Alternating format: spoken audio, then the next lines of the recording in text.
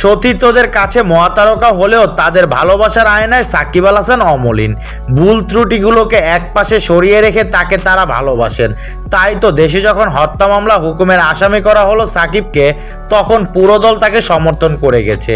নিজেদের verified Facebook page থেকে সাকিবের পক্ষ নিয়ে পোস্ট দিয়েছেন তারা। বিশ্বকে জানিয়ে দিয়েছেন কিংবদন্তির পাশে থাকার কথা। ক্রিকেটার্স ওয়েলফেয়ার অ্যাসোসিয়েশন কোয়াবের অফিসিয়াল বিজ্ঞপ্তিতে সাকিবকে সমর্থন করে গেছে।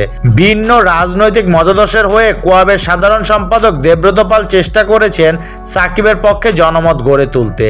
এই থেকে একটা বিষয় পরিষ্কার, বিভেদ বিতর্কের পরও মানুষের ভালোবাসায় সিক্ত সাকিব।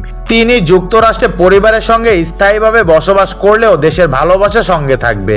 অবসর ঘোষণা দেওয়ার পর বিষয়টি নিয়ে আরও গভীরভাবে উপলব্ধি করতে পেরেছেন বাঁহাতি অলরাউন্ডার। এই কারণে হয়তো বিদায় লগ্নে সতীর্থদের সঙ্গে আরও ঘনিষ্ঠ ও আন্তরিক তিনি।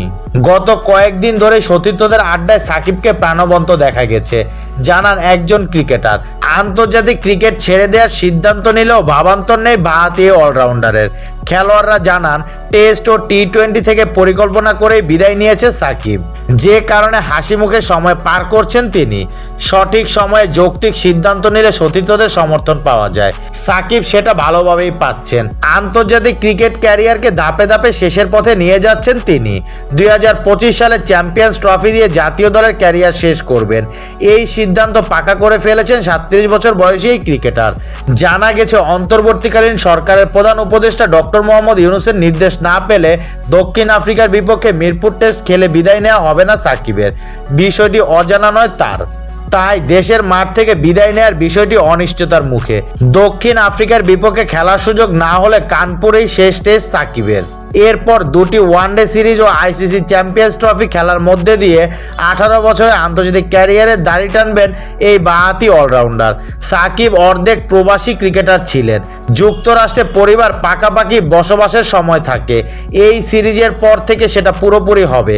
তিনি ভারত থেকে চলে যাবেন নিউ ইয়র্কে। জাতীয় দলের সঙ্গে সম্পর্কটা তখন কোনো রকমের টিকে থাকবে, কারণ দুইটি দ্বিপাক্ষিক ওয়ানডে সিরিজ ও একটি আইসিসি টুর্নামেন্ট খেলে শেষ করবেন তিনি। অক্টোবরে আফগানিস্তানের বিপক্ষে 3 ম্যাচের ওয়ানডে সিরিজ খেলবেন দুবাইয়ে। ওয়েস্ট ইন্ডিজে খেলবে অন্য সিরিজটি।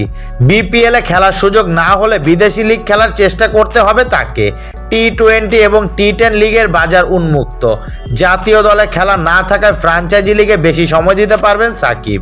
অবশ্য তার জন্য সমস্যা হতে পারে অনুশীলন করা। যুক্তরাষ্ট্র ক্রিকেট চর্চা থাকলেও অনুশীলনের সুব্যবস্থা নেই। সাকিবের ঘনিষ্ঠদের সঙ্গে কথা বলে জানা গেছে কাউন্টি ক্রিকেট খেলে ফিট থাকার চেষ্টা করবেন বাঁহাতি অলরাউন্ডার। যদিও সাকিব নিজের ভবিষ্যৎ পরিকল্পনা নিয়ে বেশি কিছু বলতে রাজি হননি। 2025 সালের মার্চে চ্যাম্পিয়ন্স ট্রফিতে জাতীয় দলের হয়ে শেষ খেলা খেললেও ক্রিকেটে আরও কিছুদিন থাকতে চান তিনি। তাই পূর্ব পশ্চিমের বিদেশি ফ্র্যাঞ্চাইজি লিগই ভরসা তার।